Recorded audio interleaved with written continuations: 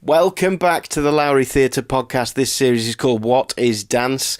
I think we're all used to music telling stories, whether we know how it works or not, whether we're musicians. We're used to films, we're used to having an underscore which tells us when we should be afraid, when we should be hopeful,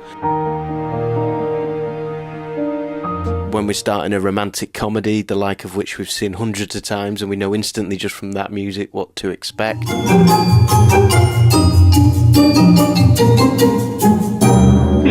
We don't need words to tell stories to make us feel things. But dance is different for me because partly I'm absolutely clueless, especially because music tells us some more general emotions, whereas dance has to try and tell us some very specific things step by step, just using the body, like a full body sign language of emotion. And I want to try, in as much as we can talk through it in an audio podcast, to find out how somebody doesn't just learn to do this but gets really good at it. So this podcast, this episode is called Stories Without Words. Let's say hello to the mighty, great and famous Dominic North. Oh, yeah, you're right. Wow. How are you, Dominic? I'm doing well, yeah. That was amazing. From different side of the Pennines. Dominic was born in Leeds in 1983. I was born in Oxford. I grew up in Lancashire from 1980. And we've got one thing in common other than our amazing physical fitness. We have both got a twin. Ah, have we? I never thought being a twin was any different from having just a brother or sister. Do you think it helped you compete? Did it inform your early life as a dancer, being a twin, do you think? Yes and no. I didn't think any different being a twin, actually. Now I realise it was a thing, because obviously mine's a twin sister. We weren't like dressed in identical clothes growing up, or I didn't relate to that kind of thing. But the reason I started dance was because of her. She started going to dance lessons, and I'd just have to go wait in the car or whatever. And then I said I wanted to give it a go, but it was you do enough. You got athletics, football, rugby, every night of the week or whatever. And then I said, oh no, I want to give it a go. So I joined in, and then ended up sticking with it. So maybe a bit of twin rivalry, or was it just being bored, sat in a car? Do you think? Now I've got a little daughter as well, and my mum sees her and says things like, "Oh, you used to do that." Like she's pushing a pram. I was like, "What? I had a pram." So yeah, your sister had one, so you wanted one. I was all right. And then she wanted a truck, and then so maybe I don't think it was a rivalry. I think we did what each other did, but then we were quite we weren't in the same class at school and stuff. When after primary school we were separate, because they said they didn't want us to get like weird and have no friends but each other. So I don't know, maybe a bit of both. And do you get asked the same 3 questions your entire life that I get asked? Yeah. Do you know what each other's thinking? There we go. Like, do you know when they're hurt or something? Yeah. Can you feel pain if I was to slap them? Can you? Yeah. Do you know when they're in pain? But then there's some twins that you see and say that. You go, oh, I know when they're in trouble or something. I'm like, well, I know you don't. Yeah, exactly. I'm the same. I'm like, you are an absolute. That's what you are. Yeah. We weren't obviously invited to that inner circle of the twins that tell you to go along with that story. No, we weren't telepathic. Pain, it's telepathy, and it's played tricks. That's the other one. Anyway, so you both were dancers. Did your sister carry on with it? To a point, up until she was 18, and then she went into uni. She did sports science, and then became a nurse, and then she just carried on in her profession and is now working at the LGI. So wow. Where did you study dance? You're from the north, because I went to drama school. As a northerner, you're instantly made to feel a little like a peasant when you go to a London-based drama school. People are talking to me different here. I think they think that I come from like the Dark Ages or something. You'd say something, and people would just repeat it back to you in your accent. Yes, that's it. You just stop using those words. I stopped saying "ow," "now," "misen," and anything like that. They just go, "Sorry, you mean yourself?" I go, "Yeah," or they just go, and you go, "Right." They just feel like they can do that as a thing. Let's move on to music and dance and expressing stories in dance, because I can see we're going to talk all day otherwise. You were in Harry Potter. Is that correct? Yeah, it was, a long time ago now. What did you do in Harry Potter? Were you dancing or acting? Yeah, we did like I'm really bad at this because I hadn't read any of the books and I haven't actually seen the film. But Disgraceful. yeah, and I'm bad at it. But it was like the Tri-Wizard competition. There's like these Bulgarian guys that come over to Hogwarts. I was just one of them, and like, looking back now, it was Robert Pattinson who was the guy. Yeah. Like a little 14, 15-year-old or something, looking a bit awkward and that. And obviously, like years later, he's a big star. But we just did like waltzing, and it's that thing with Hollywood films. We spent a month in a studio doing a massive epic dance number that was supposed to be in the ballroom, and then we you shoot it for a couple of days, and then, no, we're not quite getting that. What we need to do is we're just going to get 20 of you to stand there, just jump around, and we'll throw some water on you. Look like you're really cutting loose. And it was like, all right. So like, I mean, I don't know, they must have blown their budget on us. We were just like sat at Pinewood Studios eating all day, waiting to be called, and then you just do a little scene here and there. So I don't know how much it's in. So did you never watch the final film? A kid showed me it on YouTube, like parts, and it's just like a lineup, and they go past your face. You know what I mean? Split second. Yeah. And you go, 3 months' work for that. And now our friends from the north, please greet the proud sons of Durmstrang and their High Master Igor Karkaroff.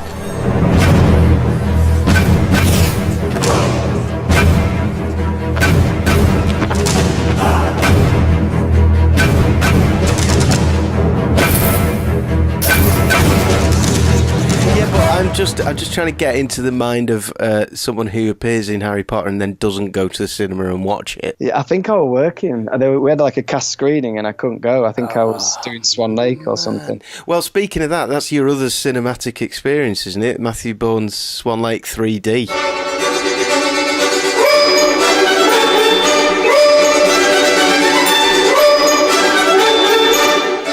That's another one, yeah. I've been lucky enough to do a few of his films. We did Swan Lake and Sleeping Beauty and The Car Man. To watch them? Oh, yeah. I went to the screening of that, and he actually, they sorted us out, the production company, a whole cinema just for us to watch it before it premiered on Sky and all that. It was cool. It was awesome. Amazing. Although it's not nice watching yourself dance. Some people, I don't enjoy it, you like critique yourself, but you just got to take it and say that's a great thing to do, and don't judge myself. I pull some funny faces and I'm skinnier than I think I am. So. I'm going to ask you about embarrassment a bit later actually, but I'm used to, in radio, people, if I had a quid for every time someone said I hate the sound of my own voice, I'd be a very rich man. There's something deep in our psyche that we don't enjoy the look or the sound of ourselves. It's kind of like feedback. Like a microphone feedback. But I've never heard that before about dancers. I've only heard it with actors and people who sort of speak. How do you think you're portraying this emotion, or you're pulling like a meaningful look? You look at it, just like good. Or the camera thing is with film as well. when you play into a theatre that you try to play for the back of the upper dress circle, and then there's a zoom huge camera in. I've always thought theatres really struggled on TV for that reason, because it's just you're performing to a different size, but the cameras need to be much closer. It's like semaphore, isn't it? Dance. I mean, it's big signals to a big room. Exactly. So if someone stood right in front of you, that's like having an audience member 6 inches from your face. That's just, And if I can boost your ego after your self-criticism for a second, you're in the Red Shoes at the moment as we record this, touring with the Red Shoes. The Red Shoes is a hugely popular Matthew Bourne thing. Sarah O'Hara for a Liverpool website called The Lowdown just did a review. Though you're watching a production on a theatre stage, The Red Shoes has a grand cinematic atmosphere reflecting Bourne's love for the Powell and Pressburger film, etc., etc. And Sarah says, I've seen Dominic in many New Adventures productions, but as Julian, he has surely delivered his most outstanding performance yet. He is one of the greatest dancers of a generation and an exceptionally talented performer. How much did you pay her to write that review? Oh, not enough. But, isn't that amazing? That was, gobsmacked. Greatest dancer of a generation. So how did you manage that then? Oh, I think she's just must have caught me do a few of the shows over the years I've been lucky enough to be a part of and been given crazy good roles in, and Matt Bourne's managed to get me to do what he wants, I guess, and portray it well, hopefully. But presumably this means that you can describe perfectly to us on a podcast how to dance, yes? Absolutely. Great stuff, yeah. great stuff. Yeah. So you know that the standard 8 emotions, according to Google, are fear, anger, sadness, joy, disgust, surprise and trust. Now, like you said before when you watch yourself, I wanted to know if there is like an embarrassing, hacky version of doing basic emotions like that once you're a professional, you look at people doing and you go, oh no, not that move. Yeah, it's the mime when you do like for scared or for ballet mime where you pretend tears are rolling down your face with your fingers sort of thing or so, like that. Clown mime, yeah. Exactly, yeah. But that's what you learn initially, and then coming into Matt's kind of work and his company, you start off doing scenes we kind of start with words, and then you take the words out and you use your gestures of your face. You don't really mouth words because otherwise the audience are going, what they saying? You kind of take that away, and then you end up having a conversation. Well, this is it. Okay, we're getting down to it now. This is the point of this podcast. So let's talk through it, right? So let's say love. So you're saying to somebody, I love you. The rehearsal goes, okay, say it in words first. Somebody says, I'm leaving, and you have to say back, but I love you, please stay, right? Mm-hmm. You then remove those, and you keep, so you're not yet employing ballet kind of rule book moves. No, you just you do it what you naturally want to do, and then you physicalize it, and then you sometimes or most of the time make that bigger in order for it to read in a big theatre. So if when you said please stay I love you, your chest went forward slightly, your hands gesticulated, those things don't need to be as big if you're saying the words once you're not saying the words. So you will focus in on just what your chest did, what your arms did, and what your knees did, for example. Yeah, and your eyes and the tilt of your head if it's empathy or something. And then it depends if you're also the way you're saying it, if you're shouting it. What the depth of the feeling. Exactly, if it's a one-on-one whisper moment, or it can be simple stuff can read from miles away, so it's gauging it. So let's add to this scene now that this conversation is happening quite quietly. I'm leaving you, please don't, I love you. Somebody behind you is the actual husband of this woman who doesn't know that you've been having an affair. Okay, right. So it has to be kept small, but you have to express it with the greatest. Maybe the whole story has been about your love of this person, and you have to tell them you love them. What do you then employ? Is it using your back to block what the husband can see? Absolutely. You'd probably change your eye focus so you're either open and then close off, and I don't know, your gestures would be smaller but sharper. Or and presumably Matt Bourne, then his view. He's the audience's eye in the room as well. How important is it that your eyes include the audience in this stuff, or does it change with the more modern stuff like Matthew's stuff? No, I think it definitely includes them. They have to know what we're doing, what we're saying, because for instance, we don't have a synopsis in our program. It's our job to tell the story, and as we always play out and invite audiences in our dance numbers, and then in our scenes, they really have to know what is happening on stage, and it has to be accessible for all, not just like elitists and people who are used to going to the theatre all the time, and they know the stories of the great classics. With ours, they might know the score or the gist of the story, but we want them to really come out and go like, oh, I get people at stage door who go, I've been to see stuff before, I get dragged along by my missus or whatever, and but I don't know what's going on. And then this guy, there's humour. I was laughing. I was like, yeah, you're allowed to laugh at the theatre, Like, that's what it's for. It's entertainment. It's a basic entertainment that I think started out as that, and then different branches off into different worlds, which are all amazing, but hasn't got that accessibility it once used to have. Even plays and West End shows or anything. I think if you bring it back to that basic thing, it's people like to listen to stories about anything, fairy tales or love. Or is this what makes Matthew Bourne's stuff unique? Well, I think he just created his own kind of genre. So it's not ballet. It's not a musical, but it looks like we're dancing sometimes classical steps, sometimes modern steps, sometimes contemporary steps. Could be tap dance, could be anything to tell a story without words. So it's kind of like dance theatre. That phrase kept creeping up about, I don't know, 10 years ago, and now that's the one with dance theatre. We just like telling stories, whether it be a ballet, whether it be a book, or whether it be a film like The Red Shoes or Edward Scissorhands, for instance. It's just, we use whatever dance we can, and it's usually of the era. That's the thing, because our pieces are set, in 1911, 1948, 1990. Is there kind of an industry thing of like, it's not as pure if it's kind of this dance theatre rather than... I think there was in the mid-90s, maybe early 90s, when he was reworking stories and stuff. There was people don't like change, do they? So they were put out, they like what they know. Yeah. We're all like that, to be honest. If you're passionate about something that changes, you're a bit like, oh, what's that about? But now it's kind of like, it's totally changed. Everybody's, the dance world and the classical world, the contemporary world, they're very supportive of the company, because it works and because it's great. So let's I want to play a couple of bits of music, because I haven't seen Red Shoes, but I want you to tell me what's going on. Lovely. I am playing the piano.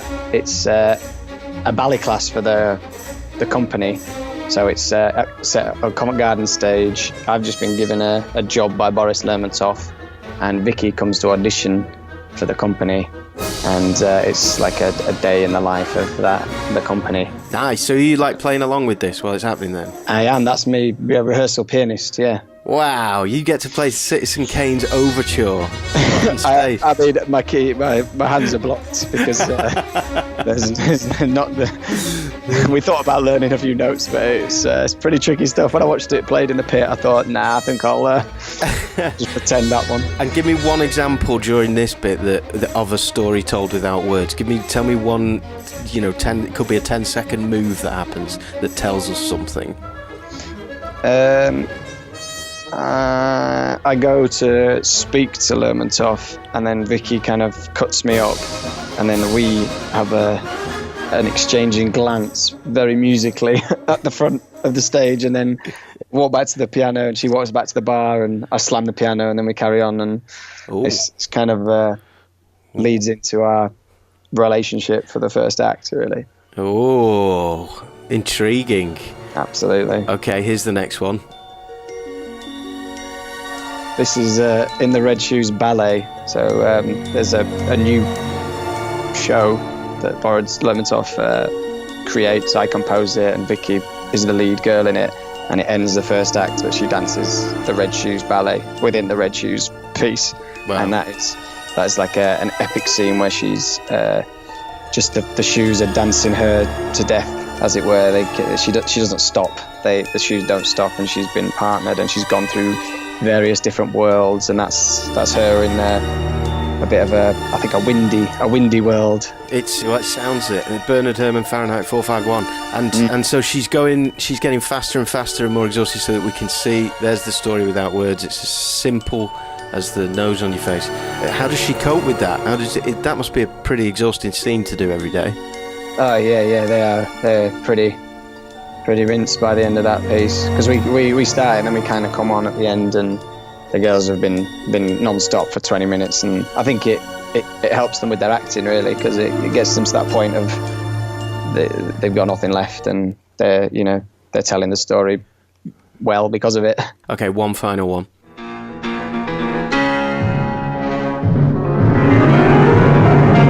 Whoa, what's this? Concerto Macabre. What's happening here? What's happening, Dominic? This is crazy. Yeah, that is crazy. It's not the easiest music to count and dance to, but it looks great. And I think it happens twice in the end, but it's Julian's solo, one of the part I play, and then it comes back in the piece later into a ballet called Good versus Evil, where my character gets fired from the piece, and it's kind of very dramatic. There's always something big happening, whether it be story or dance. Okay, so the moment that you get fired, talk us through with a diagram in our mind of the moment that you are sent out. Is it a large point at the door? Exactly right. Yes. It's a score slammed on my chest.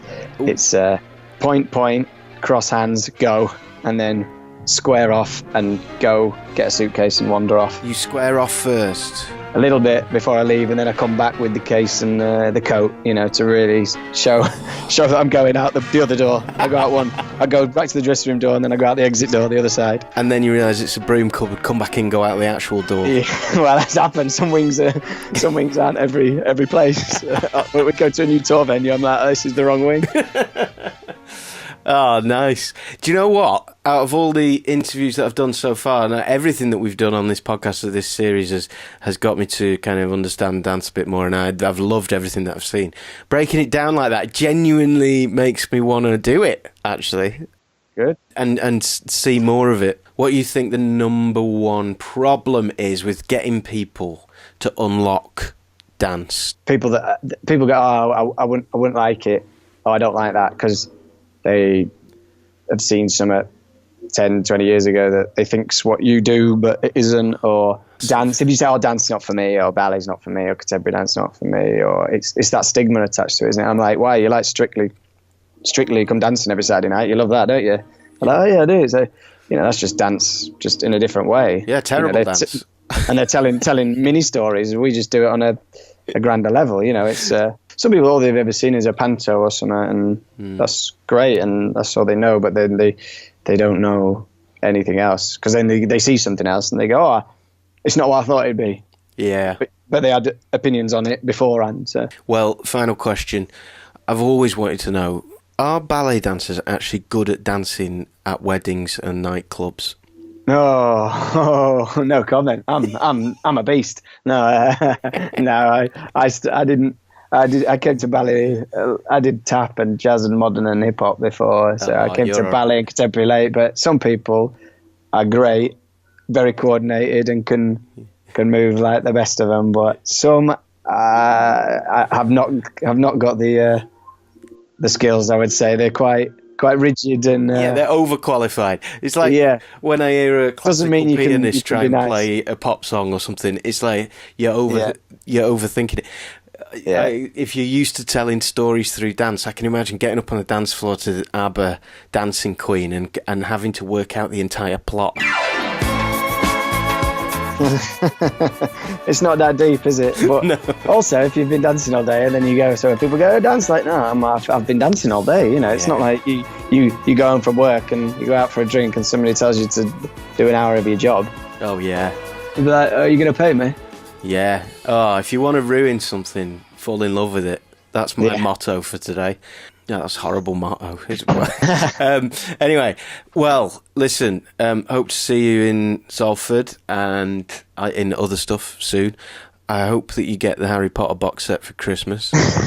I'll ask for it. I'll tell my mum. It's time. The first couple of films aren't that great, but to be honest, that's one of the shining moments in the first three films is that whole contest, those games. That's when it's like really impressive. Where are you, by the way? Is the performance on now? Yeah, it's on the Tanner at the back. Yeah, it's. We're like halfway through the first act. And you're in the other cast, I take it. Yes, I'm on tonight. Oh, excellent. Well, good luck with it. Cheers, mate. Lovely chatting with you. Thanks, Dom. You too. Take care. Take care. See you. Bye. Bye.